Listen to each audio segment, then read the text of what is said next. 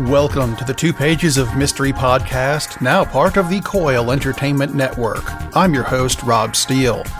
If you're new to the show, I should tell you its purpose. It's hard to get published these days, unless you've been published. So what we do here is we'll take your short story and publish it. First as an ebook on the website, then we turn it into an audiobook for the podcast, and when we've got enough stories to put together, we'll turn it into an actual book that you can buy at an actual store. How cool is that, right? Then you'll even have something to put on your literary resume.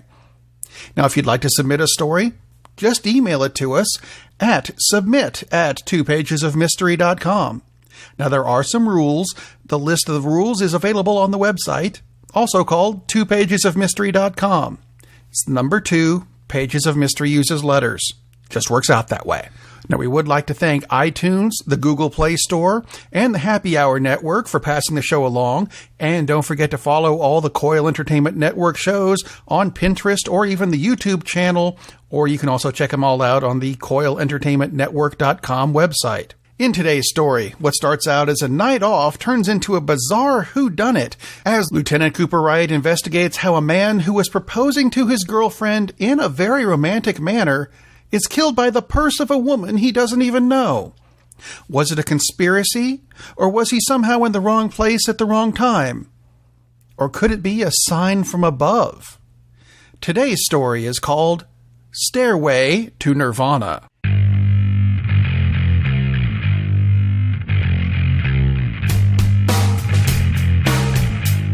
It's always something. Friday afternoon, shift ends in 15 minutes, and for a change, I have plans. With the family out of town at the in-laws, gee honey, it's a shame I have to work, I got hockey tickets. I don't even care who's playing. I just think it would be nice to see someone else's kids fight for the evening.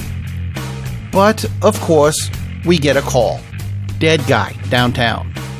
Uniforms are already locking it down. Doc Young has been notified, and he says he's on his way with the CSIs. That's when I notice Officer Fay trying to sneak out. And where do you think you're going, Timmy? But, boss, I have a date tonight. I made reservations and everything. I shake my head. Had a date. Give her a call. If she understands, that's great, and you can reschedule. If she doesn't, she wasn't the one anyway. Tim hangs his head and pulls his cell phone off his belt and starts to dial. Call her from the car, Tim. We're leaving. On the ride over, I don't mean to listen in on Tim's call, but we're in a car. It's hard not to. She sounds like she understands, and Tim looks a bit relieved. After he hangs up, he shows me her picture on his cell phone. I smile, nod, and return my attention to actually driving. Oh, Tim, she is so out of his league. The crime scene is at the new restaurant, Nirvana. Someone cleared out a section of land downtown and built a 40-story tower with a rotating restaurant on the top floor. Looks kind of like that Space Needle thing in Toronto. Not overly pretty, but not an eyesore either. At the base of the tower is our victim, identified as Evan Cicada. Mr. Cicada was reportedly proposing to his girlfriend Rhonda Jacobs when he was hit in the head by a purse, which is marked and being photographed now. EMTs have already taken Ms. Jacobs to the ER. We'll have to get her official statement later. But we're told she said yes to the proposal and was then treated to watching her fiancé get killed by someone's purse. EMTs said she still had her purse and that she wouldn't give that or the ring up. They also described her as rather waifish. That says to me that she is very unlikely to be our purse basher. Security video from Nirvana's cameras back that up. The restaurant's security office is in a small separate building at the base of the tower. That makes some sense, as there is really only one floor to the tower, and that's at the top. There's just an elevator shaft down here. We rewind the video, and there's the couple by the fountain near the elevator. He gets on one knee, proposes, she looks giddy, starts bouncing, and a blow comes from above and strikes the Vic in the head. Doc Young says that the blow is what did him in. According to the driver's license in the purse, it belongs to Danielle Branislav, age 26. Lives in town. Another ID says she's a nurse at the Serenity Clinic. What's her connection to Cicada? It's unlikely a guy with 2 women would propose to just one. Maybe he was proposing to both. That's pretty ballsy. I look up the tower. The primary shaft holding this thing up is a cylindrical elevator shaft. Around the outside of the shaft is a spiral staircase. I presume it's there for maintenance since it's only about wide enough for one person, and, frankly, I wouldn't want to go up it. Now, I normally don't have a thing about heights, but this staircase looks vertigo-inducing, even with the hand railing. But I noticed something flapping in the wind about halfway or about 200 feet up. Hey, Tim, what's that look like to you? Tim looks up the stairs and comes to the same conclusion. That looks like we're about to climb those stairs and find out. I hate it when he's right. We didn't need to go all the way up. We could tell it was a body quite a while ago. But since Homicide needs to investigate every murder scene at least once, and we're already on our way up, it turns out to be the body of Danielle Branislav, the owner of the purse. It looks like she fell down the stairs and somehow got her leg caught in the railing, which is why she's now dangling upside down from said railing. Her blue skirt is now flowing in the wind nicely. Instead of being around her knees, it's around her armpits. No sign of sexual trauma, Tim quips, pointing out that she's still wearing underwear. I shoot him a remanding look, and he just shrugs with a smirk. Pretty miraculous that she got caught up this way. If she missed the rail, she would be what smashed Mr. Cicada into the ground. Should we get her back on the staircase proper? I examine the situation and say, no, we better let the CSIs and Doc Young do that. She's got a pretty nasty head wound there, probably cause of death. Anyway, I'll call them up in a moment. No sense in them starting up here with their stuff only to run into us. Not enough room on here for the traffic. And it's going to take a miracle to get her down on a gurney as it is. And that's something we'll let Doc take care of. I turn and take a step down and slip. I only skid about 1 step, but it's enough to get my heart beating about 3 times its normal rate. Okay, wow, that's going to be 3 miracles. And that's when Tim's phone said the oddest thing. Mirabilia, a synonym for multiple miracles. Timmy, why is your phone talking to me? Tim shrugged. It's a new synonym app. You said my reports were bland, so I'm trying to punch them up a bit. Seriously? Look, you use that word in your report, I'm suspending you. Overhanging, synonym of suspending. Tim? Right, sorry. Turning it off now. The rest of the climb down the stairs was, mercifully, uneventful. When we reached the bottom, Dr. Young is looking apprehensive about the climb and asked how he's supposed to get her down. I tell him to improvise. Now I'm on the receiving end of that look I shot Tim when we got to the top. I feel it only appropriate to respond with the same shrug and a smirk. Now to see if management has any idea why Miss Branislav was on the maintenance stairs. We hadn't seen the need to close the restaurant. It was already open when the incident with Mr. Cicada occurred, and since he was found opposite the entrance to the elevator, we didn't see the need. Once we found Miss Branislav, we did make sure to shut down the outside stairs, though.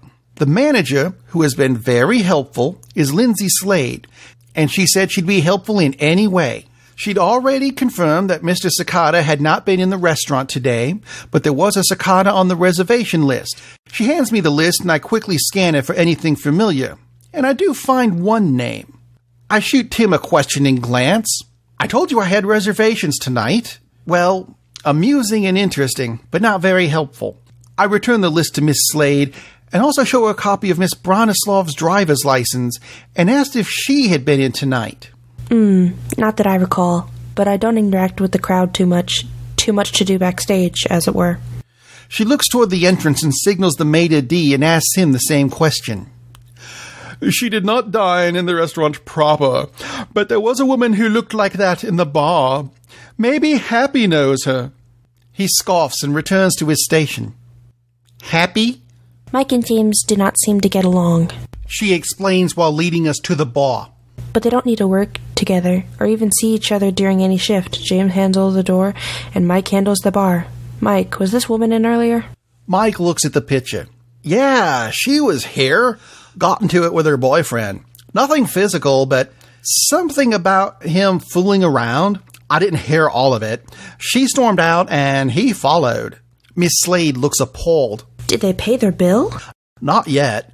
He came back and has been pretty steady since then. He points to a table in the corner where a man in a purple velvet suit sits slumped over a collection of empty shot glasses. Who wears purple velvet? I thank Mike for his time, and Tim and I meander over to ask a few questions. I begin gently rocking his shoulder to see if he's awake.